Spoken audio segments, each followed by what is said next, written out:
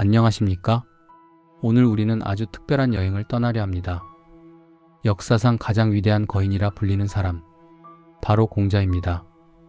우리는 공자를 점잖은 도포를 입고 근엄하게 앉아서 좋은 말씀만 하시는 할아버지로 기억하지요. 하지만 그건 우리가 교과서에서 배운 껍데기에 불과합니다. 진짜 공자의 삶은 그렇게 우아하지 않았습니다.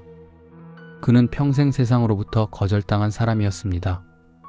믿었던 사람에게 배신당하고 사랑하는 자식을 먼저 떠나보내며 이른이 다 되도록 정처 없이 떠돌아야 했던 고단한 인생이었지요. 듣고 계신 여러분 중에도 자식 문제로 소갈이하고 믿었던 사람에게 상처받고 뜻대로 되지 않는 세상 앞에서 한숨 쉬어본 분들이 계실 겁니다. 그렇다면 오늘 공자의 이야기는 결코 남의 이야기가 아닙니다. 2500년 전의 성인이 아니라 우리와 똑같이 아파하고 고민했던 인간 공자를 만나러 가보겠습니다. 공자의 시작은 참으로 초라했습니다. 기원전 551년 노나라의 한 시골 마을에서 그는 태어났습니다.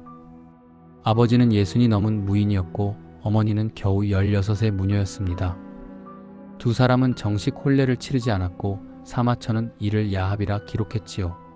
세상의 손가락질 속에서 공자는 태어났습니다. 갓난아이의 모습도 평범하지 않았습니다. 정수리는 움푹 들어가고 이마는 튀어나와 언덕처럼 보였기에 이름을 공구라 지었습니다. 못생긴 아이였지요. 설상가상으로 공자가 3살 되던 해 아버지는 세상을 떠납니다. 어린 어머니와 아이를 지켜줄 울타리는 사라졌고 결국 본처의 자식들에게 밀려 집에서 쫓겨납니다. 공자 모자가 흘러든 곳은 권리라는 빈민가였습니다. 무당과 장의사, 악공들이 모여 사는 천민의 구역. 매일 곡소리와 상여가 오가는 곳에서 소년 공자는 일찍 깨달았을 겁니다. 아무도 나를 도와주지 않는다. 내 힘으로 살아야 한다. 가난은 지독했습니다. 훗날 공자는 나는 어렸을 때 비천하여 험한 일에 능숙해졌다고 말합니다. 그는 짐승을 돌보고 창고를 지키며 장례식에서 상여를 메고 피리를 불었습니다. 돈이 되는 일이라면 가리지 않았지요. 또래 아이들이 비단옷을 입고 놀 때 그는 거친 베옷을 입고 땀을 흘려야 했습니다.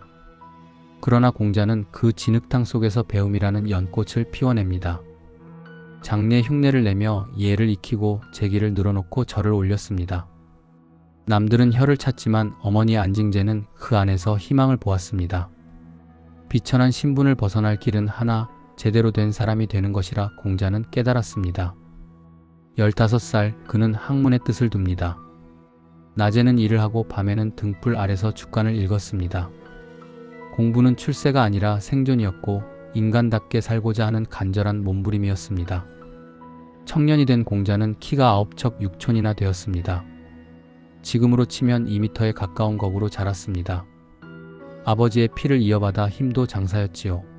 하지만 그는 무인의 길을 가지 않고 예를 연구했습니다. 20살 무렵 창고지기 벼슬을 얻었습니다. 말단지기였지요. 하지만 그는 불평하지 않았습니다. 곡식의 양을 정확하게 계산하고 장부를 꼼꼼하게 적었습니다. 가축을 돌보는 일을 맡았을 때는 소와 양이 살찌고 번성하게 만들었습니다. 작은 일에 정성을 다하는 태도, 이것이 청년 공자의 무기였습니다. 하지만 시련은 또다시 찾아옵니다. 24살 때 평생의 버팀목이었던 어머니가 세상을 떠납니다. 겨우 40도 안 된 나이였습니다. 공자는 어머니를 아버지 묘소에 합장하고 싶었습니다. 하지만 아버지의 묘가 어디 있는지 몰랐습니다. 어린 시절 쫓겨나왔기에 알 길이 없었지요. 사람들에게 물어물어 겨우 아버지 묘를 찾았을 때 그는 통곡했습니다. 부모님을 한자리에 모시는 것조차 일이 힘들단 말인가. 그는 3년상을 치르며 슬픔을 삼켰습니다. 3년 동안 술도 고기도 입에 대지 않았습니다. 이 모습을 보고 사람들은 수군거렸습니다. 지독한 놈이다. 하지만 한편으로는 감동했지요. 예의가 땅에 떨어진 시대에 저토록 효를 다하는 청년이 있다니. 공자의 이름은 조금씩 세상에 알려지기 시작했습니다. 제자들이 하나둘 모여들었지요. 가난한 집 자식, 시장통 왈패, 말 더듬는 아이. 공자는 신분을 가리지 않고 제자로 받아들였습니다. 배우고자 하는 마음만 있다면 누구나 나의 제자가 될 수 있다. 이것이 유교 무류 가르침에는 차별이 없다는 정신입니다. 30이 되어서는 세상에 흔들리지 않는 주관을 세웠습니다. 이립의 나이가 된 것입니다. 이제 그는 노나라에서 꽤 유명한 선생님이 되었습니다. 하지만 그의 꿈은 훈장님이 아니었습니다. 그는 세상을 바꾸고 싶었습니다. 힘 있는 자가 약한 자를 괴롭히고 자식이 부모를 죽이고 신하가 왕을 배신하는 이 난세를 끝내고 싶었지요. 그가 꿈꾼 세상은 사람이 사람답게 대접받는 세상, 바로 인이 흐르는 세상이었습니다. 하지만 기회는 쉽게 오지 않았습니다.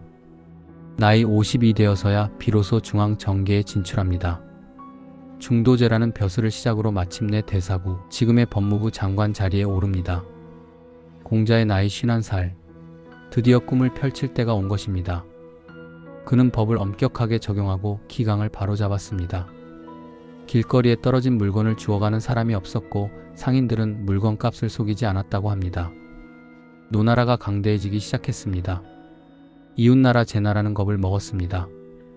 공자가 정치를 하면 노나라가 패권국이 될 것이다. 그들은 계략을 꾸밉니다. 노나라 왕에게 아주 아름다운 미녀 80명과 명마 120匹를 선물로 보냅니다. 공자의 정치를 방해하려는 미인계였습니다. 노나라 왕 정공은 젊었습니다. 화려한 미녀들과 춤추고 노느라 정사를 돌보지 않았습니다. 공자가 간곡하게 말렸습니다.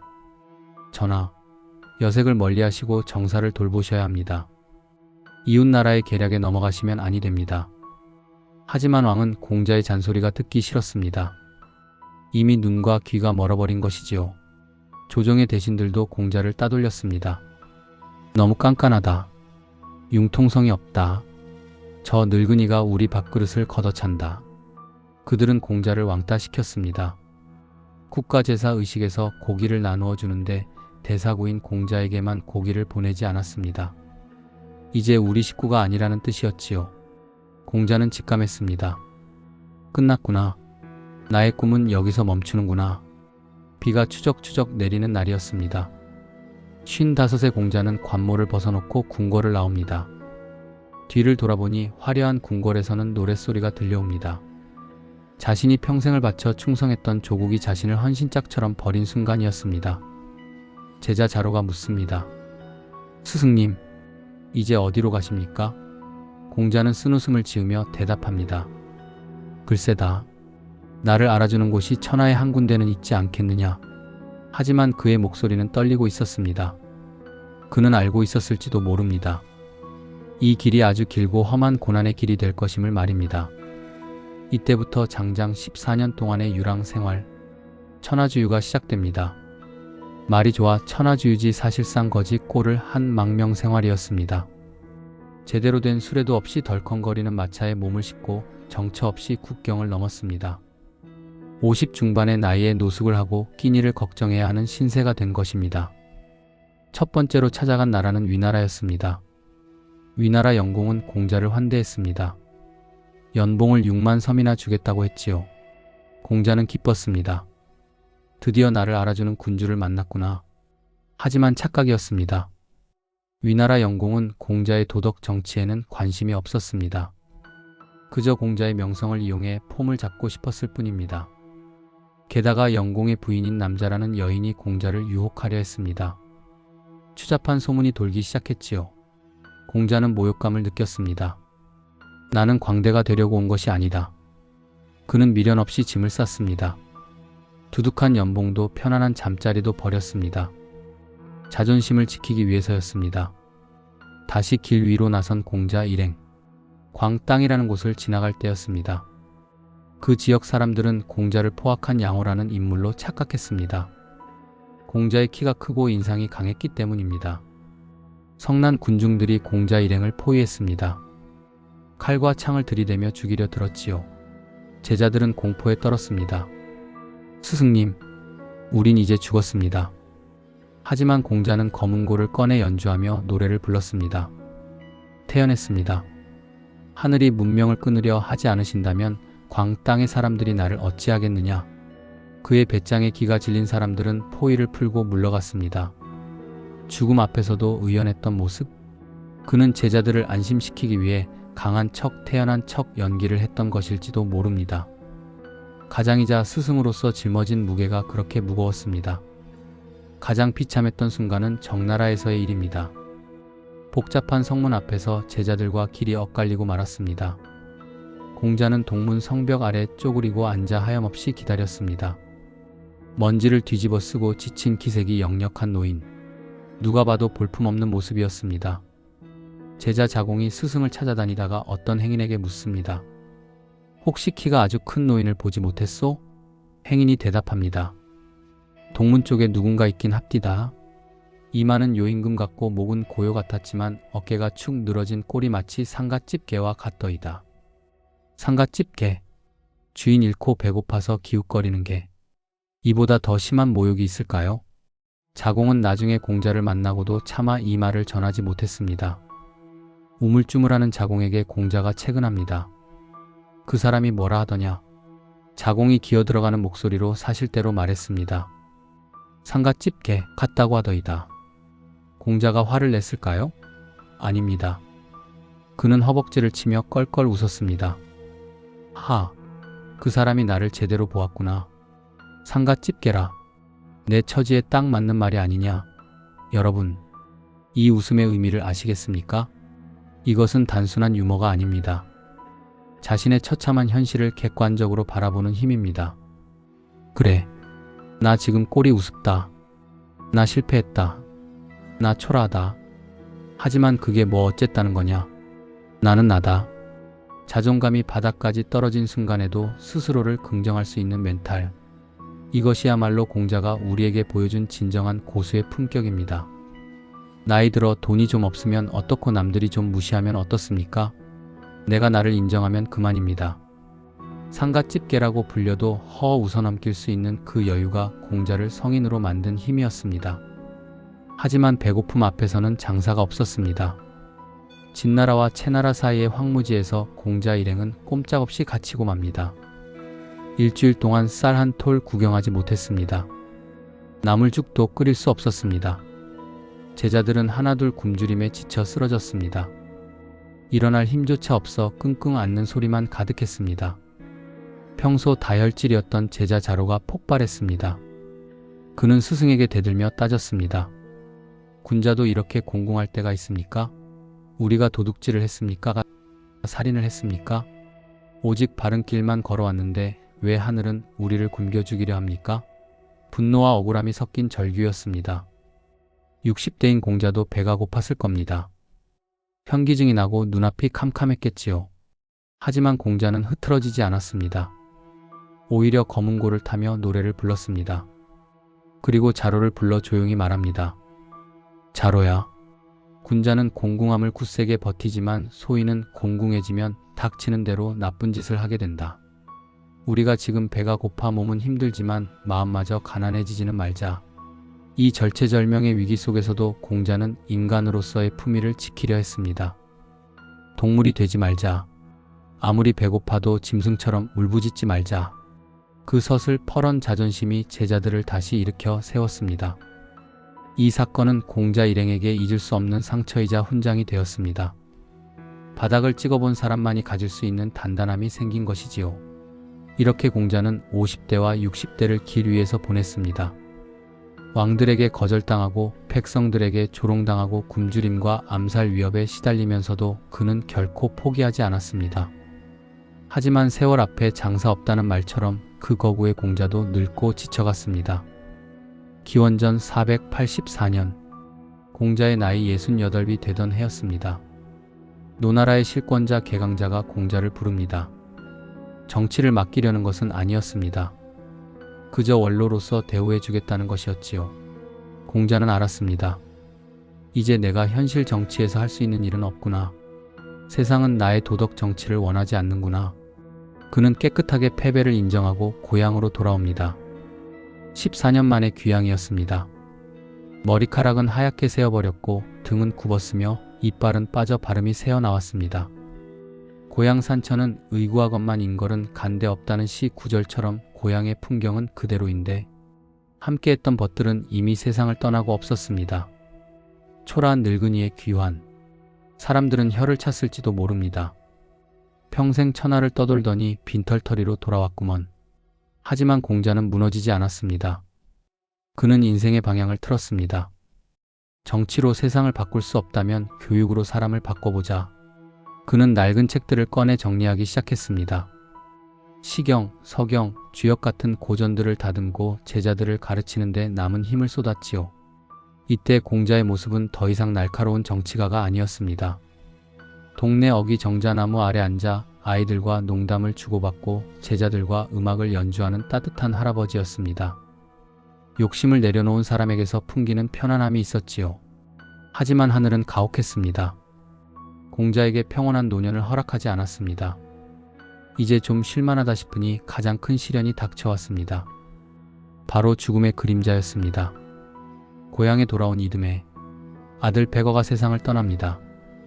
향년 50세, 아버지가 일흔이 다 되었는데 자식이 먼저 간 것입니다. 이것을 참척의 고통이라고 하지요.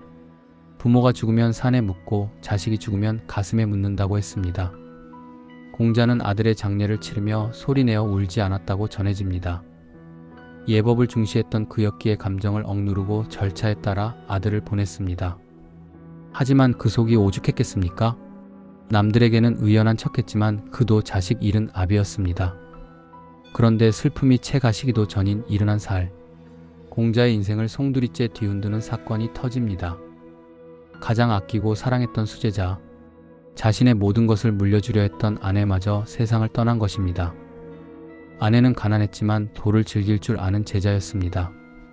어려운 상황에서도 늘 웃음을 잃지 않았던 청년이었지요. 공자는 입버릇처럼 말했습니다. 나보다 낫다. 아내가 나보다 훨씬 훌륭하다. 그런 아내가 41의 젊은 나이에 요절한 것입니다. 아들이 죽었을 때도 울음을 참았던 공자였지만 아내의 죽음 앞에서는 무너져 내렸습니다. 지팡이를 내던지고 땅을 치며 통곡했습니다. 하늘이 나를 버리시는구나. 제자들이 스승님 너무 상심하지 마십시오 하고 말리자 공자가 눈물 젖은 얼굴로 소리쳤습니다. 이 사람을 위해 슬퍼하지 않으면 도대체 누구를 위해 슬퍼한단 말이냐. 그토록 냉철했던 공자가 어린아이처럼 울부짖었습니다. 그것은 단순히 제자를 잃은 슬픔이 아니었습니다. 자신의 꿈, 자신의 미래, 자신의 분신이 사라진 절망이었습니다. 늙은 공자의 눈물, 그것은 텅 빈 우주에 홀로 남겨진 고독이었습니다. 비극은 여기서 멈추지 않았습니다. 아내가 떠난 다음 해, 공자가 이른둘이 되던 해였습니다. 가장 오랫동안 곁을 지켰던 제자, 우직하고 용맹했던 자로마저 비참한 최후를 맞습니다. 위나라에서 난이 일어났을 때 자로는 주군을 지키기 위해 뛰어들었다가 반란군에게 살해당하고 맙니다. 그런데 그 죽음의 방식이 너무나 끔찍했습니다. 반란군은 자로의 시신을 잘게 다져서 젓갈을 담가버렸습니다. 해라는 형벌이었지요. 이 끔찍한 소식이 노나라의 공자에게 전해졌습니다.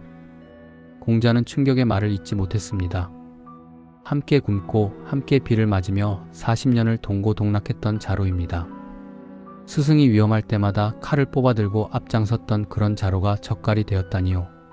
공자는 마당에 있는 젓갈 단지를 모두 엎어버리라고 명했습니다. 그리고 죽을 때까지 다시는 고기 젓갈을 입에 대지 않았습니다. 밥상 위에 올라온 젓갈만 봐도 자로의 얼굴이 떠올라 구역질이 났겠지요. 아들도 가고 수제자도 가고 오랜 친구 같은 제자도 갔습니다. 72살의 공자는 철저하게 혼자가 되었습니다. 그의 서재는 텅 비었고 강의실에는 찬바람만 불었습니다. 사람들은 수군거렸습니다. 공자의 도는 실패했다. 하늘도 그를 외면했다. 정말 실패한 인생이었을까요?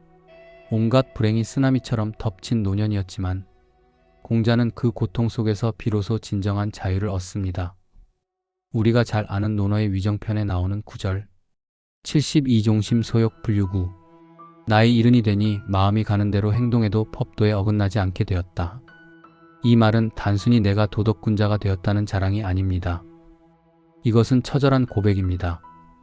젊은 날에는 성공하고 싶어 안달했고 중년에는 세상을 바꾸고 싶어 조바심을 냈지만 이른이 되어 다 잃고 나니 비로소 욕심에서 자유로워졌다는 뜻입니다. 성공해야 한다는 강박, 인정받아야 한다는 집착, 그 모든 껍데기를 벗어던지고 나니 내 마음과 세상의 이치가 하나가 되더라. 슬프면 울고 기쁘면 웃고 물이 흐르듯 자연스럽게 살아도 아무런 걸림돌이 없는 경지.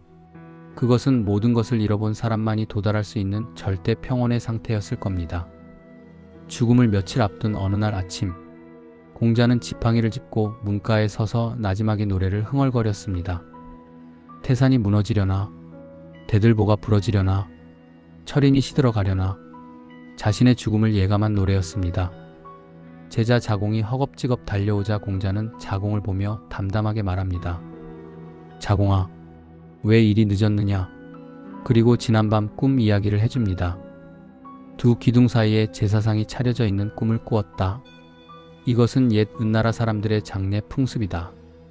나는 은나라의 후예이니 이제 돌아갈 때가 된 것 같구나. 죽음을 앞둔 노인의 모습이라기엔 너무나 평온했습니다.